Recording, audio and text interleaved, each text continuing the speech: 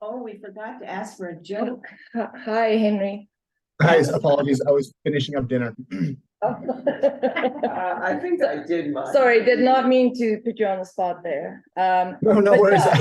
yeah, if you want to introduce yourself to everybody, quick. Yeah, absolutely. So, hi everyone. My name is Henry DeLuca. I'm the coordinator of the Fire Adapted Montana Learning Network. I work closely with Kristen Urista in Fire Adapted Community Preparedness. I run or coordinate a statewide network of fire practitioners all across the state. The intention of the group is similar to this, where we have people from different backgrounds, different interests to meet, discuss, share resources, share ideas, basically be on the same sheet of paper when engaging with our communities. So I'm happy to sit in today and join you guys, and I'm excited to hear about the work that's being done in the BidRoot. So thanks for having me. Thank you, Henry. All right, I think we Okay, can get started. well, if Henry has any questions, he can certainly get us to stop and ask the questions. So we need to remember to do the sign-in sheet. Now we've got it streamlined, so all you have to do is put your initials on there if your name is already on the list. And I want to say welcome back, Kimberly. Haven't seen you in a few months. That's been on virtually the last couple of months. Yeah, so, but you're yeah. real. You're here. Yes, in person, finally. Okay. And we have no old business, which is interesting. Yeah, unless there is anything that anyone want to talk about. Okay. Then we'll move on to Kristen doing a financial report.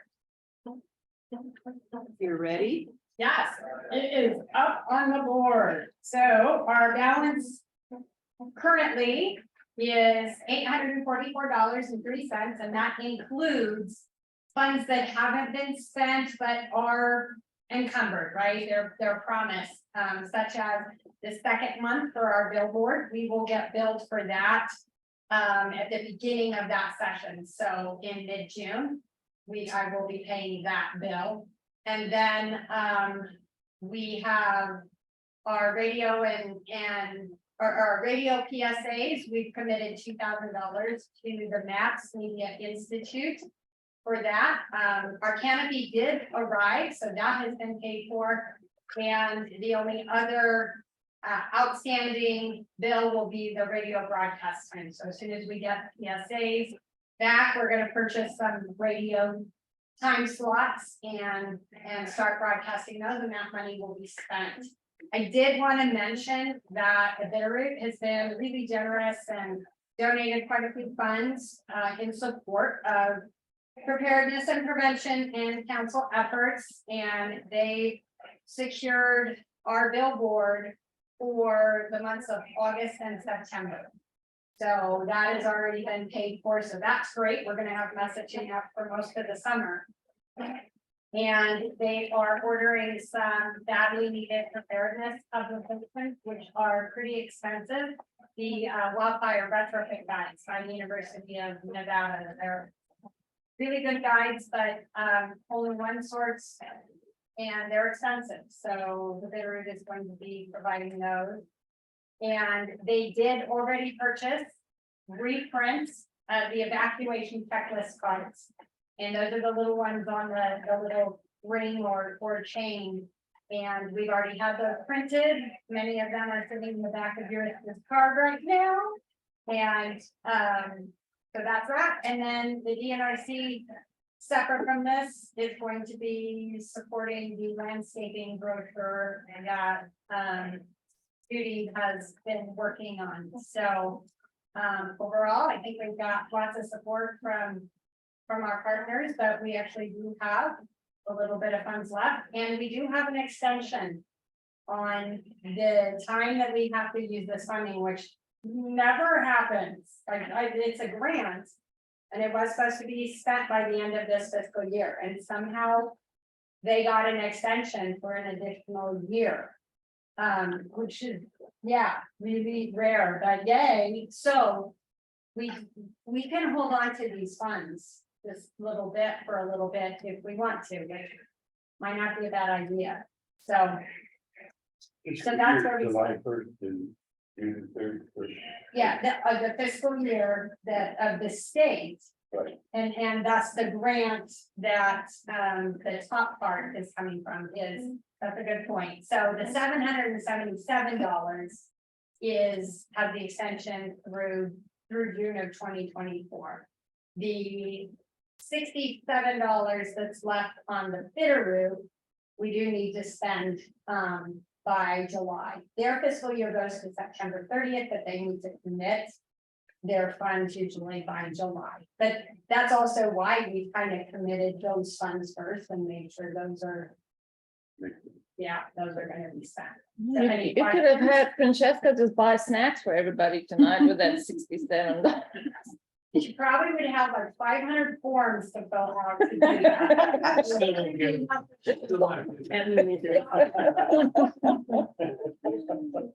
And there might not be enough. The cost of food. She thinks like cookies for Rosa. Yeah, any questions? All right. All right, we're moving right along. So Eurista, do you have an update for us on home assessments? I mean, really not, but it's up there, so I'll say something. No, we've done 16 home assessments, since we started, which was really beginning of April. Francesca has been going to a lot these past few weeks while she's still here. If you don't know, she's only here until next week, Thursday-ish. So we only have her for a few more days. So I've been trying to just have her go out while we still have her. So about 16, we have one booked for Friday, one for next Tuesday. So yeah, that's been going well. Andrew's been going out to most of them also. So yeah, that's been good. And we didn't put CWPP update on here because we said we probably won't have anything. I don't know, Ken, after today, if you wanted to say something. Kristen and I kind of scribbled a few notes down, but since you are here. I didn't really expect that we would make as much progress as we did.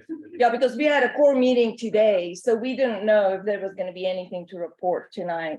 Yeah, and I thought I would be traveling back today rather than yesterday, as it turns Okay. out. So, so I think if we just hang on to this for next time, we'll have the wrap up of these kind of loose ends from today's court team meeting.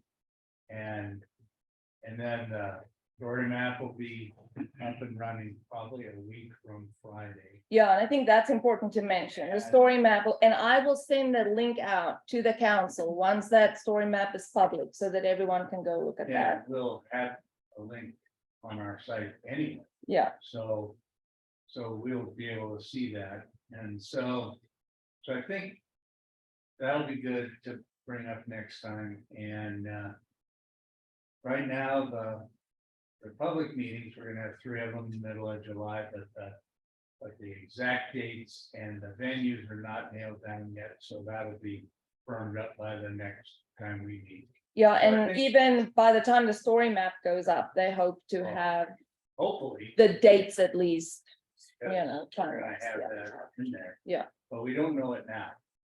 And so I think we made some progress today.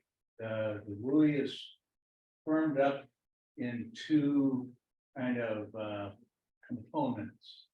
One, structured property and lives component, and then the other is basically fuels. And so those are complementary.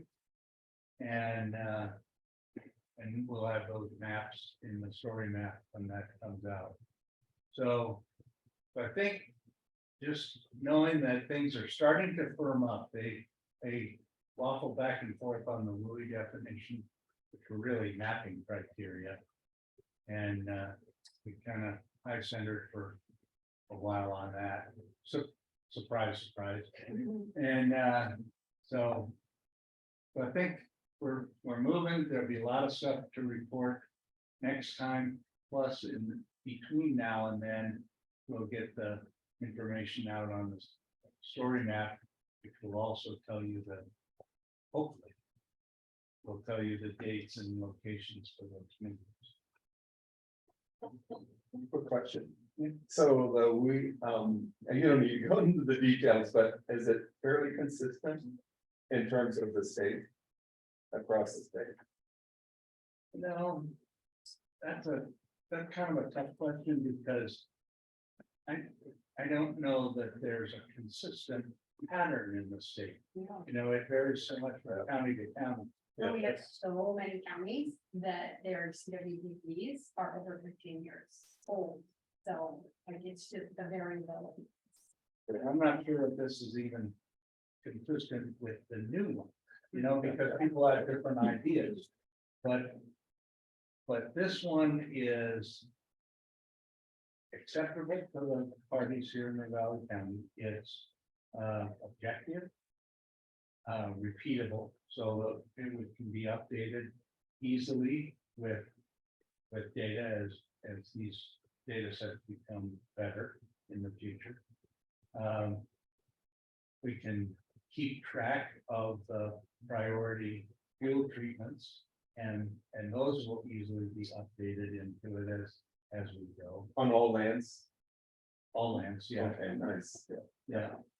And so it's, I'm a little confused about that, the fuel treatment's not taking anything on what they're doing in those areas. well, Can you say that louder so the Zoom people can hear it? I couldn't hear it either. I said I'm a little confused about how the fuel, so-called fuel treatment gets updated into the WUI since we're not actually taking any data on what happens after fuel treatment. That's well, certainly what I've been. yeah, but I think there are more dimensions to it than that. I mean, there's a bunch of different kinds of monitoring. One is the monitoring.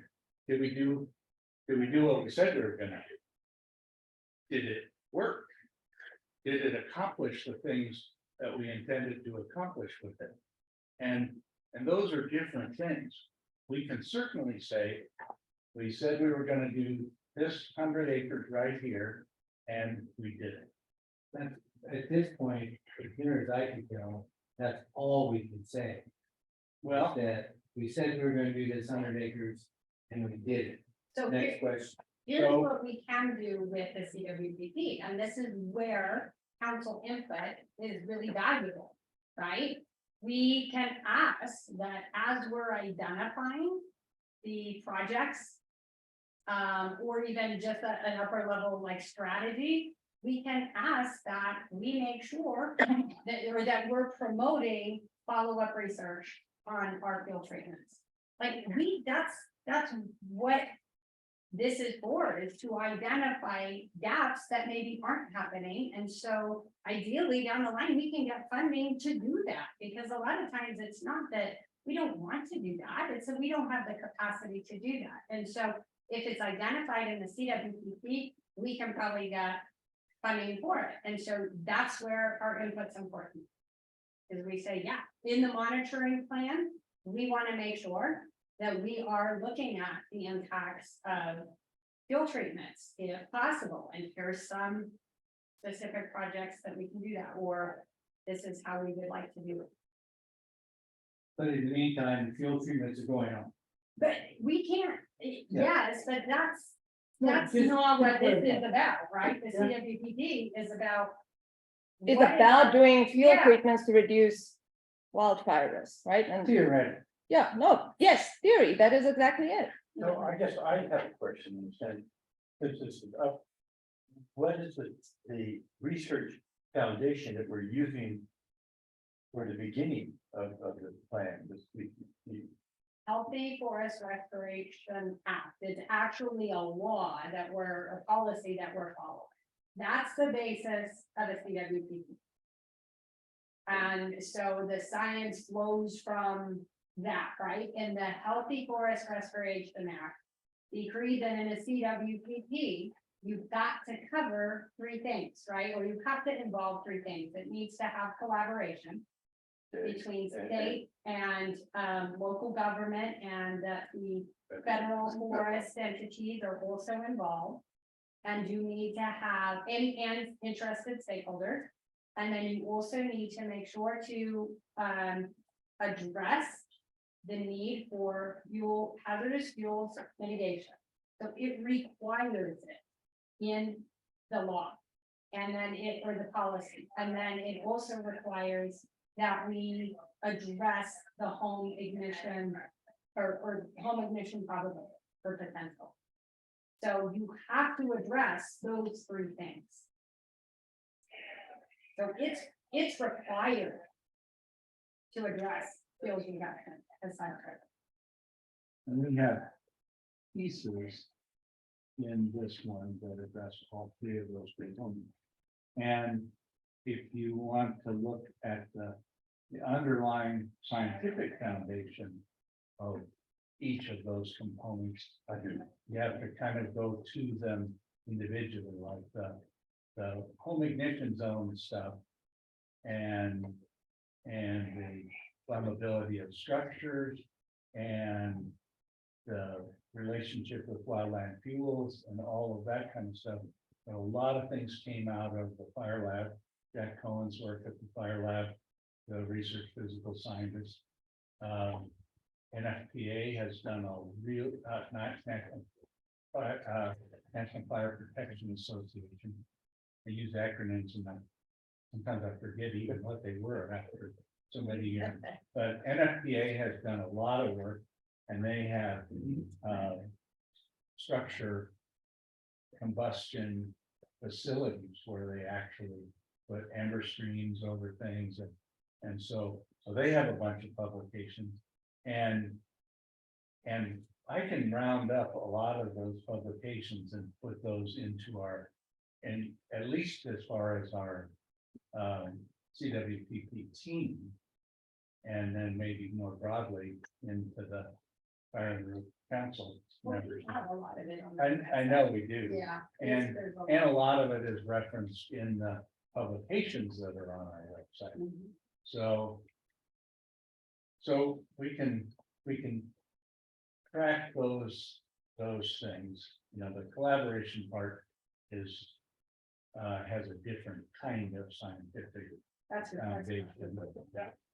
But what do you think? That's practices, right? It's best practices. But you want I mean, the real core thing on the collaboration is here locally is we need the county commissioners on board. And that trumps pretty much everything else. I mean, being realistic, the individuals in the county, you know, they could vote the commissioners out someday, or they could lobby the commissioners, but the reality is it's the county commissioner. I mean, is that fair? Well, actually, it's any of the signatories. Technically. The county commissioners definitely need that to be a signatory. Yeah, I But if think you by it have too. theirs and you don't have the state, Yeah, no, I Then it understand. still but then invalidates it's that Probably get the CWPP. state, you know, the fire departments generally are on board. yeah, The sticking point has been the commissioners who now seem to be on board. Yeah. Basically, collaboration with, I'm trying not to sound difficult here, but with individuals isn't gonna be. I don't know how to say it, isn't gonna matter as long as all those other agency buttons are pushed. I think that's a fair assumption. I mean, we will be invited. to it is critical, you bet, it is critical, but you do have, like, don't think that No, your I'm still- input doesn't matter, seriously. Because there's a lot who care and want to make sure that it's as collaborative as possible and it is as representative as possible, and your commissioners care about that as well, right? They are listening to Well, they the care. public, but, right, there's a lot of I'm voices too. not trying to, I Right, mean, I'm just trying to be realistic here. Yeah. The other point, I mean, because I did actually, Kevin helped me go read some of the HF, Healthy Forest, restoration. HF. Yeah. That's what, it doesn't, and this is, I think, is where I understand what Rick's asking, it doesn't really, it says hazardous fuels reduction. But it doesn't address in detail exactly what that means. And so, I mean, we all think, oh, right, not too many snags, not too many down long. Which is sort of a historical viewpoint. It doesn't really, because it's 10 or 15 years old. But it's Yeah, not, yeah. It doesn't really address either current research or in a certain sense effectiveness. It makes a lot of assumptions and just basically says, space out the trees more, that'll help. Okay, well, I'll interject here, and this is the point number 5 on the agenda, is specifically focused on research that is being done in forests across the country to look at the impacts of fuels reduction, prescribed burn, the combination of those on wildlife, right? So you're asking about research. Maybe there's not a lot of research happening on the Bitterroot, but there's research happening in national forests and in forest land across the country. Well, globally. Yes, but I mean, I did some of this research, so I'm presenting some of my own research that I did. And it all shows, what things certain species like. And forests apply that. You don't have to reinvent the wheel. If that data is collected and we see the same results over and over and over and over again, then that research is being done and it is current. So I just don't like the idea of this blanket statement of saying no research is being done. It's just willy-nilly, burning and thinning and clear cutting. That is not true. Research is being done all the time, all over the country. And I'm going to be talking about that. So if you can see some of this.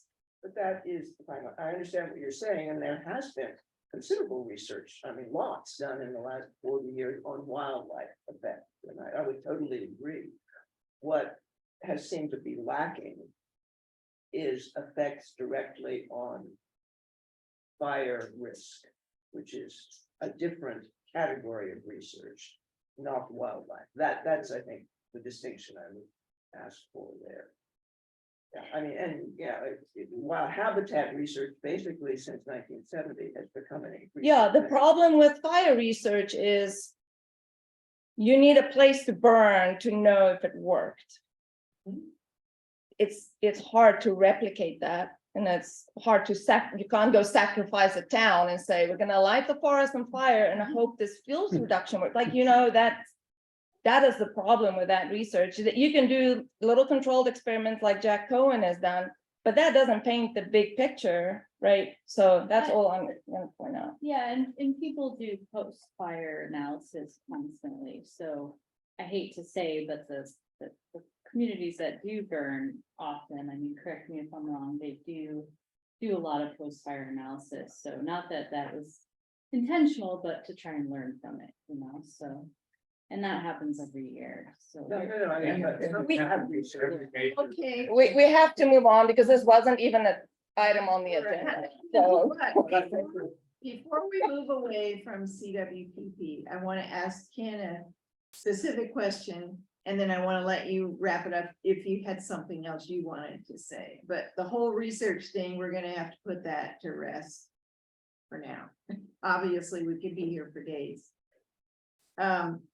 Now that you said the public meetings are going to be starting in mid-July, do you have an idea if and how the CWPP core team might need the council to help with outreach? Not yet, but we'll find, like, I think the next meeting is gonna devote time to specific public involvement and that, and so we'll bring it up then. It absolutely wasn't the day today to talk about that, but yeah, we'll bring it up. And then, Ken, do you have anything else you want to add to this item that wasn't exactly on the agenda? Yes. Well, one comment that early on, we went to met with commissioners trying to get the commissioner support on the rewrite for the grant. They made the comment that public education is what we need to concentrate on. And that's gonna come down to the WUI. And that's what failed on the last rewrite, was the WUI. The definition of the WUI, the placement of it, and the public didn't understand it.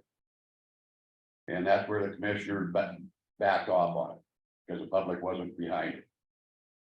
And a couple other meetings I attend with the commissioners, their actually in favor of some things, but they're not gonna do it unless the putt comes from the ground up, from the public up. Building codes, for example. That comment was made in the Board of Health meeting last month. But they won't support it unless it comes from the ground up. So that's what we have to do is education. And it's a little tricky with the CWPP, this, because we aren't in the driver's seat, but we definitely have the infrastructure in place to help with that education, and so I think we definitely push that we can do that and try to help steer people to that story map, so that they are educating themselves and steer them to our webpage that we have on the CWPP, and hopefully they visit our other pages too, so that they can see some of that best science that's out there. And And, help yeah. alleviating that, their concerns that the WUI map is not gonna make their homeowner insurance go up. Right. Yeah. That's a lot of it. What's it gonna cost them? One thing we did discuss, and I'll just knock this off as my outreach, it's part of my outreach one. So see, I just won't cover it. Let's now. let it go. Well, one thing we discussed was doing like a Q&A or a FAQ. And bringing up those specific sticky parts, right? Will this cause me to lose my insurance? Address those point blank so that we can get it out there. So that is, we're trying to identify projects that we have in our back pocket, so that if they would like to use them, we can pull them out quickly and say, here you go, this is what we're thinking. So that was one to address specifically those items that we know are those sticky points. And in truth, a lot of what's affecting insurance rates now isn't what's happening in Montana or the Woodies, is what happened in California. Right. Yeah, it would be nice to have a little more insight, and not this meeting, but on the intersection with California and with Allstate and State Farm and probably other. It's all the big underwriters, Yeah. who it is. It is, but it's really, it's the same thing that happened in Florida, but it wasn't fire in Florida. Hurricane. But it's the same thing. It's It the will be same fire. problem. Okay. So, So did you have a? what I wanted to say was that there's things are moving. We've made some progress, and there'll be a lot more to report at the next meeting. And the story map will be out, and the dates and venues will be set for the mid-July public meeting. And really, that was all I had to say. Thank you, Ken. You did a good job, Ken. Judy, just before we move on, Leah just walked in, so let Leah just introduce herself, and she's new and just visiting. I kind of crashed your guys' party. I'm really sorry. No, you're fine. I thought you were gonna join on Zoom. That's great that you're here in person. I'm Leah Bossler. I live in Missoula, but I am fire obsessed, number one. Number two, former wildland firefighter. Just got on with DNRC as a aerial observer also. Yeah, but I tried for about a year to get a job working in this kind of stuff, and didn't have the magic words on my resume or whatever, so I started my own business. So I'm a consultant, but I want to really emphasize that my intention is absolutely not to replace anyone or anything that is currently going on, hence why I'm here to listen in, because I would rather be able to essentially work on the sticky people that are hard to corral and hard to educate or explain things to, and direct them to things that already exist. That's my goal. So hi, everyone. Welcome. Yeah, So, thank you, Leah. Welcome, and make sure you put your name and contact info on the table over there. Did somebody not inform her that she was supposed to bring the cookies? Free would have not wanted my cookies. Don't ever give me that. Okay, You get a pass. Welcome, Leah. Thanks. What is the name of the company? Mason's Fireweed Consulting. It's named after my late daughter who passed away, but fireweed was her flower, so it felt fitting. I will also mention, Leah's background is in climate, right? Yes, climate So change. you and Yeah. Laura may have some conversations. Yeah. Just sort of put that out there. Yeah. Anyway, okay, Kristen, now it's officially your turn. Okay, I'm gonna go really fast, ready? No, we're good. You can switch. Yeah. It'll be up there. So I'm gonna read fast so you can read. All right, air quality graph filters are being It's distributed. okay, you can go. No, I wanted to sign. I really want to hear your presentation. I'm signing for that. Okay, air quality grants are being distributed, or air quality grant filters are being distributed. Right now, we reserve 5 for council use. I have a question, but No. Yeah, I use that word.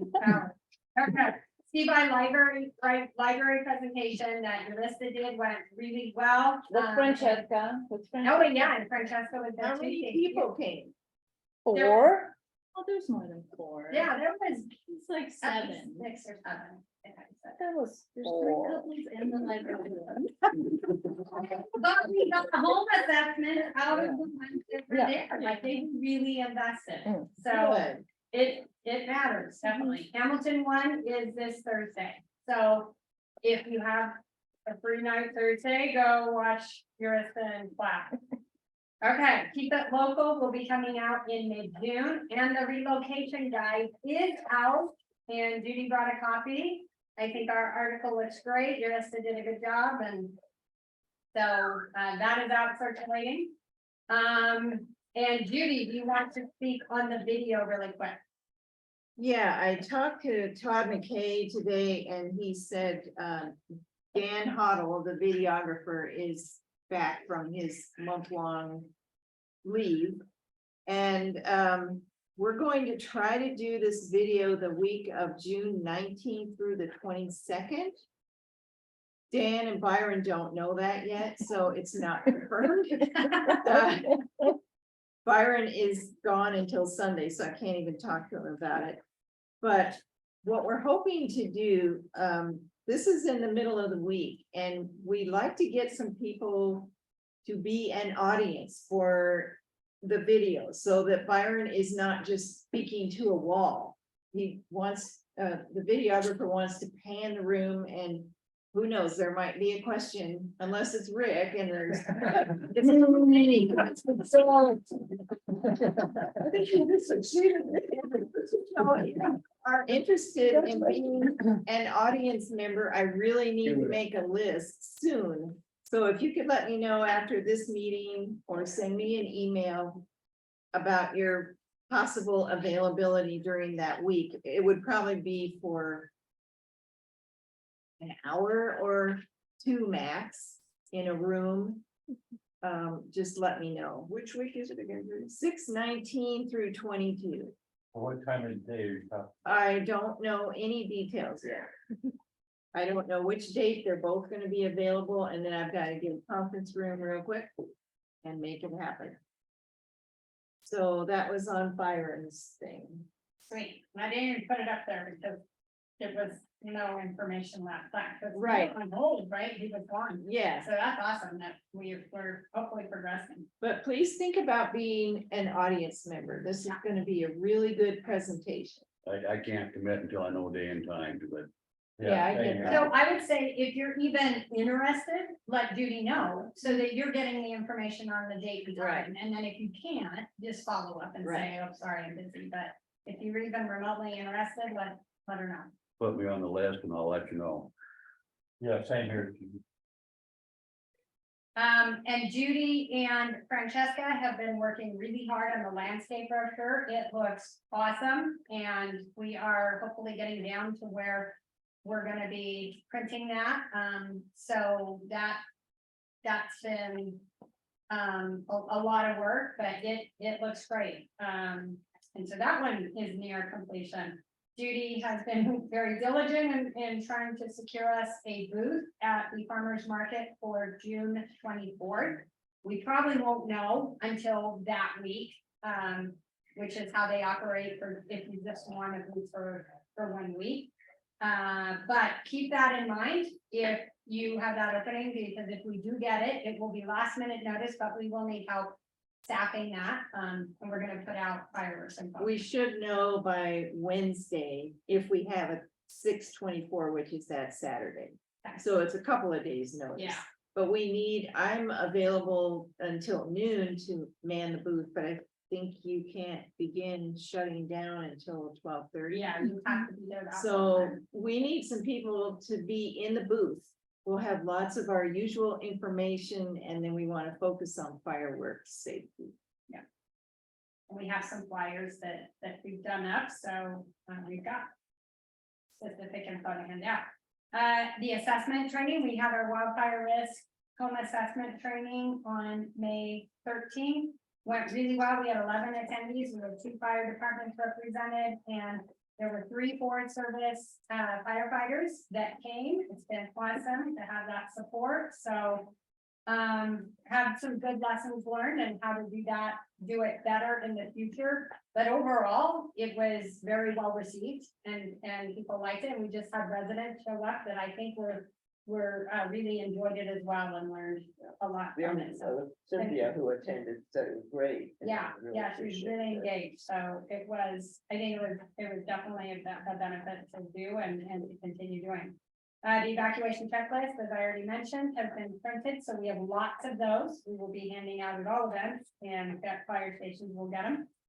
And we are working with the Maps Media Institute. They have designed actually 6 PSAs for radio, and they are working on finalizing those, putting the audio to it, and they're really unique, which is why we are spending a chunk of money on them designing it, but specifically because this will be different than most PSAs. And so we think they'll be really good attention grabbers and stuff for us to use in the future.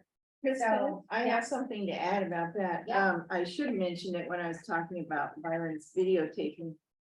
The professional videographer that's doing Byron's video, we initially said we might use him to do Oh, yeah. some 30-second spots or some shorter videos. But I talked to Todd McKay today, and he said, well, maybe if you've got these other PSAs already done, he said we wouldn't need to have Dan do that for Well, us. those are videos. We could use some videos. So these are just audio. These are just for radio. So they're just script Okay, and then audio. And so that would be video, that could be beneficial if we wanted to do TV spots or training Right. spots. but while I was talking to him and I mentioned that Rick was working with the math students and he was pretty excited about that, he said, hey, we should get a newspaper story about Fire in the Root Council working with kids and highlighting what they've done and what did they learn in the process. It would be a really interesting community interest article, and he recommended Michelle McConaughey, who's the reporter that I think would do a great job. She does really good on these community interest things. So Then when that's that's, awesome. We have a PSA, they're gonna do a press release, sorry, on this project. So that would be perfect. We'll make sure it goes to her. That's a great idea. right. So Rick, your kids are gonna get some showtime. Hopefully, yeah. No, that's great. I was thinking that also to get with the dealer and get an article up in the paper and, you know, say how fun it was and have a bunch of happy smiling kids on the front page. and- Yeah, and particularly what did they learn during the process would be really. So anyway, sorry to, Make sure that they've all learned about the home ignition zone. Well, I was gonna say, I've seen some pretty cute cornhole toss boards that are a house where the holes are like a vent that's not closed or a window that's open. Perfect, good idea. And instead of the bean bags, it's bean bag, but it's yellow and that's the ember. And so the kids are, it's a I'm perhaps thinking weird. fairgrounds booth. I know, Yeah. I'm thinking Or that's true. make it small enough you I can don't take it to the farmer's market. The bear would sit in the chair for someone to throw. Yeah. But he's Like in a different area. Like a dunk pool, but like a lighted on fire pool. I think you just volunteered. Rick. No, I volunteered. No, there's- I believe I volunteered the mayor. You know. And he's great, he really does. I mean, he wanders around town in costume when appropriate. festival days. I mean, he's really up for it. And He is. He's a big dude too, he makes Yeah. large splash. Great. There are no numbers, we'll get it done. Was Easter, you were in a bunny suit, I can't remember. Well, it sounds like a good character that we could probably enlist for things. about Yeah. that. We, and also with the radio, the Bitterroot is pitching in an extra $500 to secure radio slots because PSAs are no good if you're not playing them. So, we're gonna have some spots on the radio, so we'll let you know when they start going live, but listen in. And that was it, other than the CWPP, and that we wanted to tell Franny, bye, we're gonna miss you. Really good to have you working with us. Oh, and our billboard is up. Yeah, looks real good.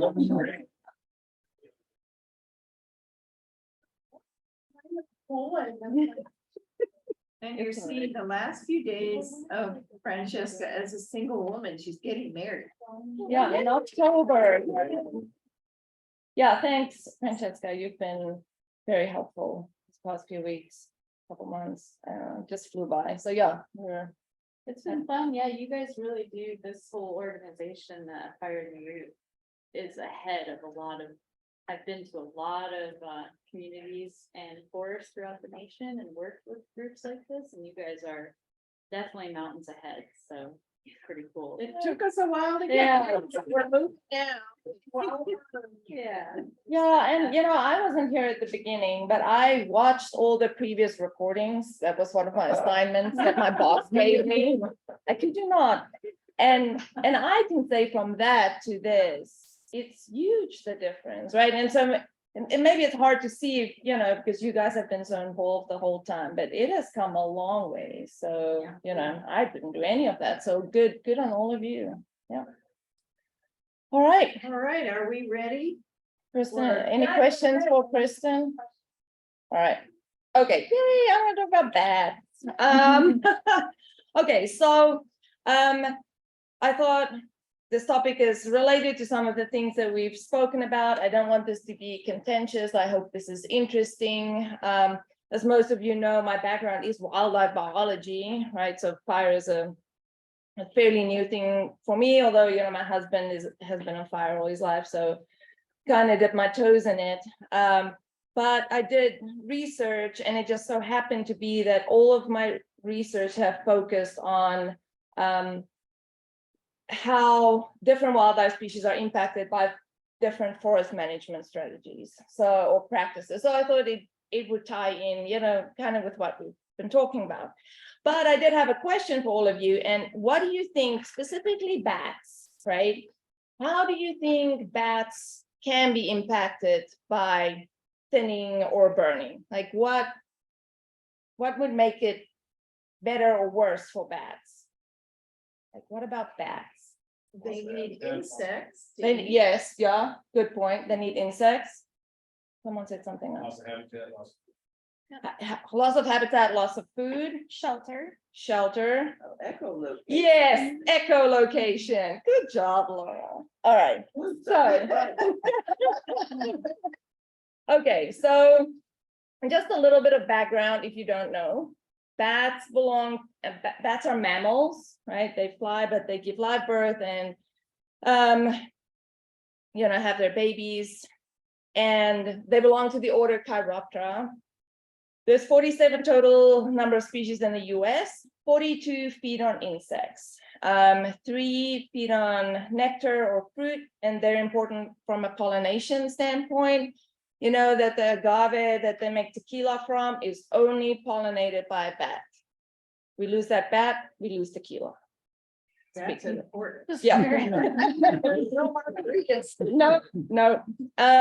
And just for interest's sake, one of the largest colonies of bats is about 1.5 million Brazilian free-tailed bats that live in Austin, Texas, in 2 spots, actually. One, this is Bracken Cave.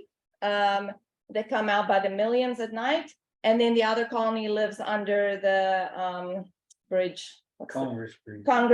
Congress Bridge in Austin. I've seen that multiple times. It is very impressive. So that's just pretty cool to see all those bats come out. Okay, you're over that bridge.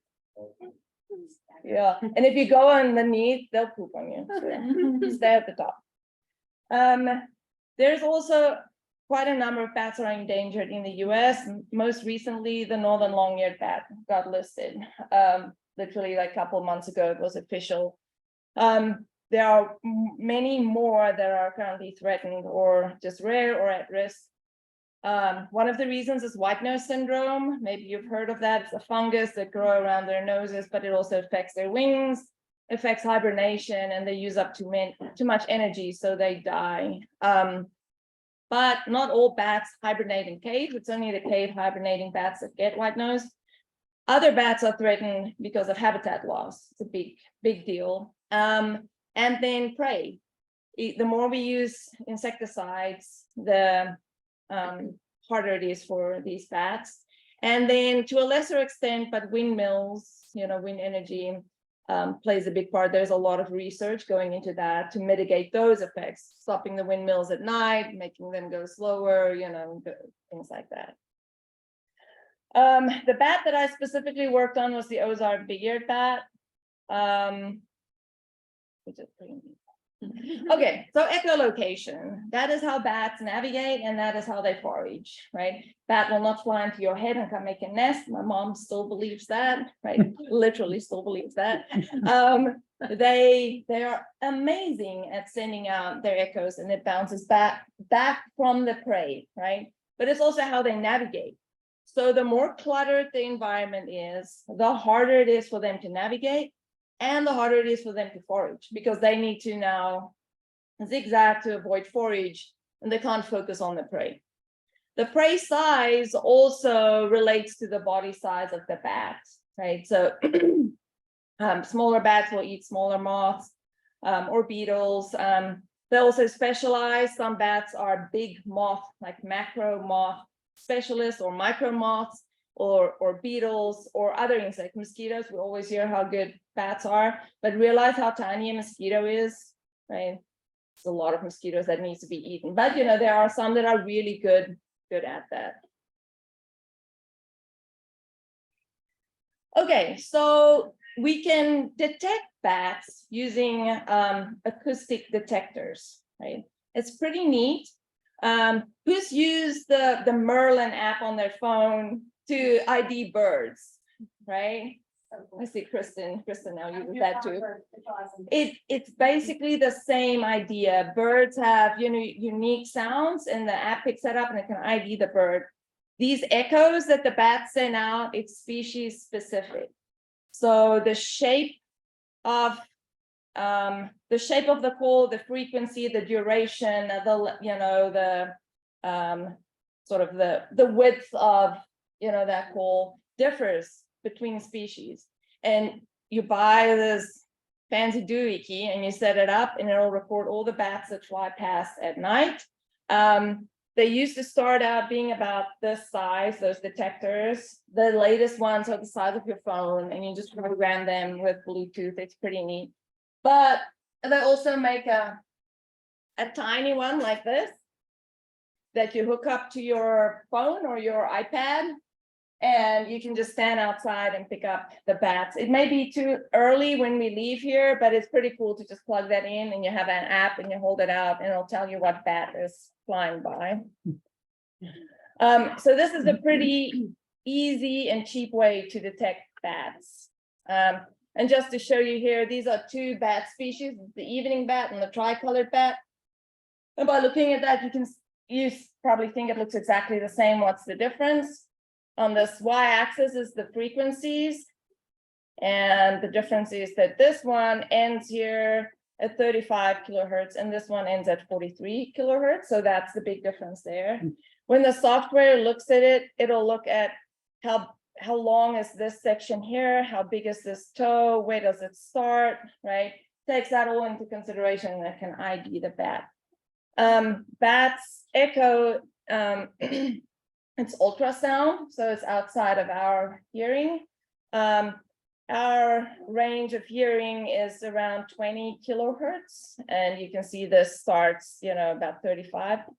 One of the bats called the hoary bat, it's called a whisper bat. It's extremely soft. Sometimes it doesn't even echolocate. That is almost in our audible range, the hoary bat, but the detectors struggle to pick that up just because they're very soft. Okay, so then that's one of the ways that we can monitor bats. It's pretty cheap to put out those detectors that can run for weeks without needing the battery change. You program them to turn on at sunset and turn off at sunrise. It'll pick up all the calls. It has multiple memory card slots so that it doesn't fill up. It's pretty cheap and easy. But the other thing we do when we monitor bats is we do radio telemetry. That means we glue a little telemetry device onto the back of bats, and they'll fly around, and we use antenna to track them. The problem with that is it is expensive. To catch the bats is quite the effort. You know, I'm pulling a bat out of a net. So we mesh net them, you catch them, happens at night, a lot of manpower. Everyone has to be rabies vaccinated, you know, there's that risk. And these little devices only stay on for about 7 days. They groom it off, then it falls off, and so then it's done, right? So you can get really accurate data on that, on home range and where exactly they forage. But the detectors, you can get so much information over a short period of time. We did both in some of our studies. So just to give you an idea, if we do the radio tracking, then you can get a map that shows you the home range. So the purple bat here spends most of its time over there, the yellow bat there, green bat there, and then the red frame shows you that that is the home range of all those bats that come out of the same roost. But then you can overlay that with maps on habitat treatments or on insects, you know, anything like that. So it gives you pretty detailed information. It is just limited on the time frame. So then prey, we also want to look at how does foraging or forest management relate to insects. That is the biggest, you know, it's the food source for bats, moths specifically, but also beetles and other insects. So we put out these black light traps that attract insects at night. You leave those on all night long, collect the insects in the morning. And you can have that in the same areas where you put the acoustic detectors out, or we just had them not knowing where they're going to forage to begin with, just randomly dispersed in the forest, trying to cover most of those treatment areas. Okay, so we had multiple studies. Like I said, this was over multiple years with multiple grad students. Some work was done with National Park Service, some with the Forest Service, and over multiple years and in different forests. But the main objectives really were to see how different management practice strategies impact bats, specifically looking at thinning and burning, control units, so those that weren't treated at all. And then we had a small portion where we tried to look at burn at different frequencies, because that, then it's one thing to say an area was burned and not burned, but it could have been burned 10 years ago or 3 years ago, and it could be burned at a 4-year interval. You know, those all come into play. So I'll just briefly show you some of the results that were cool. This is a giant moth. It'll fill your hand. It's pretty neat. We caught some of those. So looking at moth biomass, we have the purple and the orange bars here, and this just show in burned areas versus unburned areas in both seasons, because we had an early summer and late summer season. Moth biomass was greater in the burned areas. And these numbers are in grams, and it may look like it's very little or small numbers. These insects, after we catch them, we dry them for 48 hours, and we kill them first and then dry them so that all the water is out. So it's only the sort of nutritional part that remains. So it seems light, but that's what it is. Oh, my tagline is gone there. This was a study that broke all the management areas down in a combination of burn and thin, a control area that had nothing done, only burned and only thinned. And they looked at the macro moths and the total moth biomass. And so these are error bars, if you're not familiar with these types of figures. And when they overlap like that, you can't really say that there's a difference. The thing is here, this was one of the complicated sites where we just said it was burned. There was no frequency or time since burning.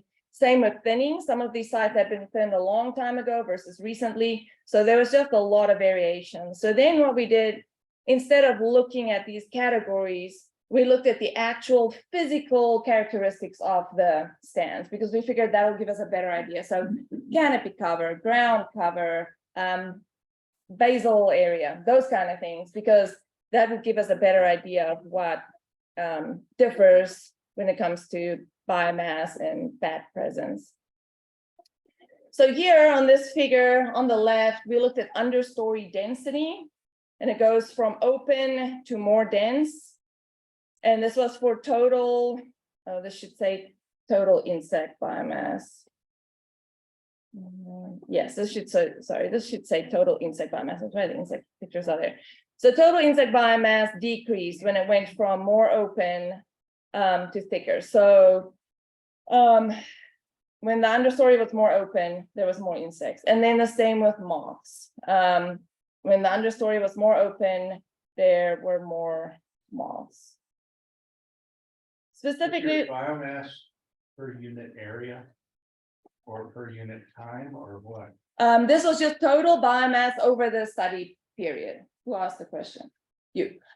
This was total biomass. Yes, total biomass. From all of your collectors? Yes, yes.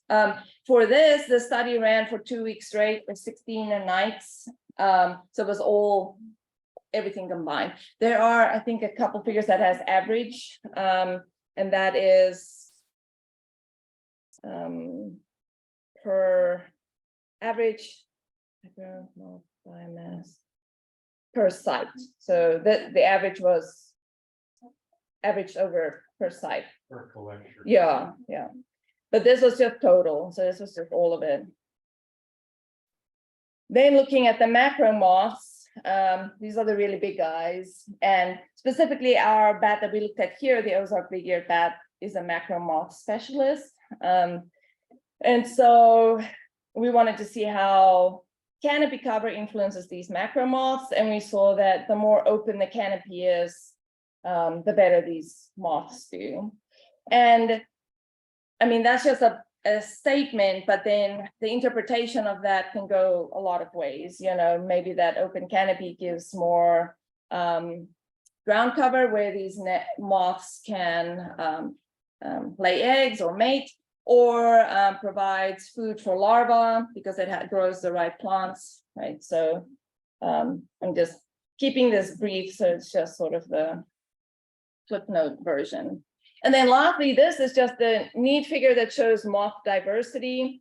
Here we broke it down by months. So it was from March to April, April to May, May to June. So that's just what the colors are, but it shows moth species diversity and tree density. So more dense forest, it got denser to this side, decreased the moth diversity. Again, I'll say here, there were other figures that looked at species groups specifically, because you have to remember some species can be invasive species and species that you maybe don't want, right? So that you don't want the diversity to increase. But I guess I'm just showing you sort of the Cliff Note version here.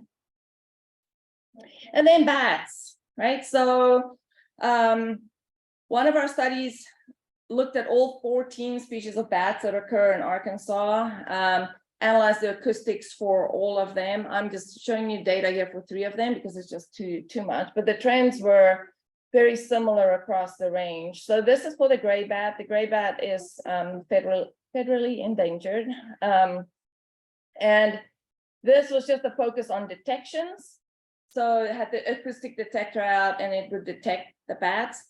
The one problem with those acoustic detectors is that you don't know if it's the same bat that flies by 15 times, or if it's just, or if it's 15 different bats, right? And so we don't always, we can't use detections as a proxy for population abundance, but it is still telling to see that we have more detections, so maybe even if it's just a few bats, they do forage more, they're flying around more. We do use these results then in occupancy analysis.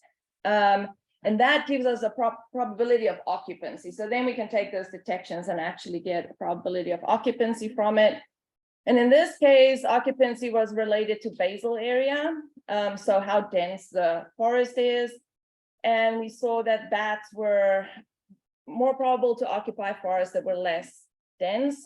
Those are really wide confidence intervals. So you can see our, we're not very confident when it gets this dense, but it was a negative relationship nonetheless for the gray bat. For the tricolor bat, we see the same trend with the detections. So more detections in the burned areas than the unburned areas.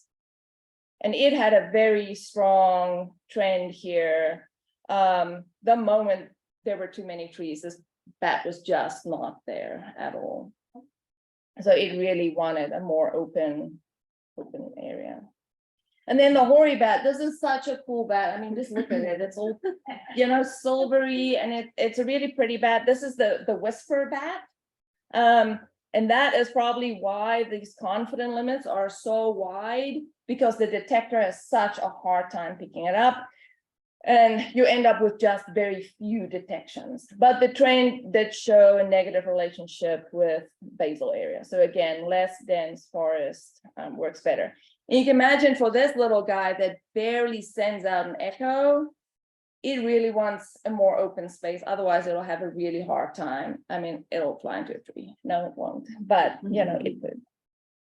And then if you just do a basic lit review, and I just looked up a few things to just show you that the same patterns exist elsewhere. In Louisiana, open understories and gaps in canopy promote bat presence. In Indiana, some bats preferred forest edges, others were more active at harvest edges, that's tree harvest, right, thinning, and at harvest centers. And a lot of studies emphasize diversity, right? So that's what that's coming down to. And in South Carolina, the same thing. Results suggest that early successional habitats and small openings and gaps within forest stands provide suitable commuting and foraging habitat. And they also say variety of age classes, gaps and openings, mid and late successional stands, right? So just showing that it's the same trend everywhere. So the take-home message, that's a red bat, eastern red bat, kind of cool. They look like old men with beards. It is complicated, right? Like all of this, it's complicated, but good forestry practices are good for bats and their habitat and their prey. And we need diversity. And I'll show a picture here in a second. So need openings, snags, because a lot of bats roost in snags, other wildlife roost in snags, less dense forest, a combination of thinned and burned at different frequencies and in different intervals, and control areas where nothing happens, right? So, you all understand this. I don't need to say a lot about that, but when it's dense and really thick like this, bats have an extremely hard time foraging. They need some open space so that they can forage and navigate, and actually feed, and not just having to try and avoid flying into something. Okay, that was it. Thank you. That was Does anyone have any questions? Go, come on, Rick. What bats do we mostly have in this area? No, I've just not been out, and where we live, there's hardly any roosting areas. So I've not actually used my fancy little detector to find out what occurs here. Bats are a lot like birds, right? So they'll migrate. So you may get almost all the same species across the country, but at different times of the year. Common ones are the big brown bat. That one occurs almost everywhere. The Brazilian freetail occurs in many places. Red bats, they could be at eastern or western red bat, you know, so, but like birds, they'll migrate. Some of them will migrate, some of them will hibernate. And surprisingly, they can go into very cold areas, you know, Canada, and just roost in winter or hibernate in caves. Yeah. They're pretty neat. I like them. But in my personal PSA, do not handle a bat with bare hands. I just have to put that out. Please do not. I mean, just call me. I'll come deal with it. I am rabies vaccinated, but someone, was it one of you that told the story about the bat that was found, or was it the public health lady, the bat that was found in Stevensville High School or elementary school? Maybe you weren't there. And they took it to the school. Yeah, and it went through the whole class and everyone had to get vaccinated. It cost them thousands of dollars. I think the rabies shots is 8,000. It was 1,000, it was 1,200 to get my series, so per person. So don't touch that, okay? Rabies is spread through the saliva, right? So if they groom themselves, if you have a cut in your hand, you pick that bat up. You won't know until you start showing symptoms, then it's too late, right? That's how people die. Bats are not the most prominent carrier of rabies, but they're the one that you're most likely to come in contact with, right? Because people pick it up, dogs find it, you know, on the ground. So please just be careful. If there is a bat in your house or on the ground, use a pillowcase, put a glove on, you know, shoo it out, get in a bucket. Sometimes they just get stunned because they fly into something, just put it up higher and it may just recover and fly away. And if it does die, contact the health department. They will test that bat for rabies, right? Because they need to know the prevalence. So just my little PSA there. Be careful. Yes, do you have a question? I was just thinking, does FWP do bat calls too, or is it just the health department? No. So you can also call my office with the extension office and we will, especially if you're having bats roost, they really like old barns. So a lot of the calls that we get are bats coming into old barns in the Bitterroot Valley. And so they will help either relocate them or help you live with them in conjunction with them, because a lot of times when they choose the place they want to roost, that's where they want to roost, and they're not really as successful if you move them. Yeah, bat boxes can be successful. If you manage to get them out of your attic or something and there is a bat box, but not all bats go into bat boxes. And there's very cool guidelines online, how your bat box should sit, how it should face, because it shouldn't be too hot, but it shouldn't be too cold and not too far. But they don't tell you what kind of wood to make it out of. I don't think it matters as long as they can get traction on the inside. They need to be able to climb up. You got a scarf. Yeah, and smaller is better because they like to be tightly packed. And don't screw your screws in from outside in, because they'll scratch themselves. I mean, they'll kill themselves. The screws need to go out. Well, thank you. Yeah. I want to compliment you on getting that much information in a brief period of time. Yes, I can do it. All right. So now you Kimber. can take a breath. I'll take some water. Okay. Kimberly has been very helpful to the council in helping us to get our feet under us in terms of how we manage our meetings and what some of our options have been. And we've probably taken a mishmash of what you recommended and mushed it all together, and this is what we're doing. But we owe you a thanks for giving us a lot of options and for running some of our meetings for us. So I know that you have a survey you'd like to talk about. Yes, so along the lines of research, obviously I work for Montana State University. It's good to see everybody again in person. And as an agency partner now, kind of matriculated into that after helping, but I definitely want to thank Judy and Duresta and Francesca and Kristen and Anna and the whole crew, because they actually reached out to me and we kind of made a really great thing happen. And to see where you all are at now is really enlightening, and knowing that this is really good work CWPP coming through, so I think you all have definitely embraced the pieces that we needed to utilize and that you needed to embrace as a group and now are solidified and moving forward. And so I think the goals that we initially set out almost a little over a year ago have come to fruition, at least as far as my duty, but I'm so proud of this group that I do want to stay on as a agency partner, obviously through Montana State University, but again, just like Jurista mentioned, have to have the research, so I'm going up for my tenure at the end of the month. So I have this wonderful survey. Mike, you get to do it twice. So Mike sits on another group that I facilitate, but it is, unfortunately, this particular tool is mandated by our regional department heads and Montana State University. I can't change this. I would like to change it because some of the things don't necessarily apply to facilitation on here. It's definitely a teaching tool, but it is the one that the university requires us to utilize. And so I have a big ask from the group, and most of you I got to see in person for many months as we went through organizational structure primarily and trying to figure out how we were going to structure this group and how you all were going to move forward as a council.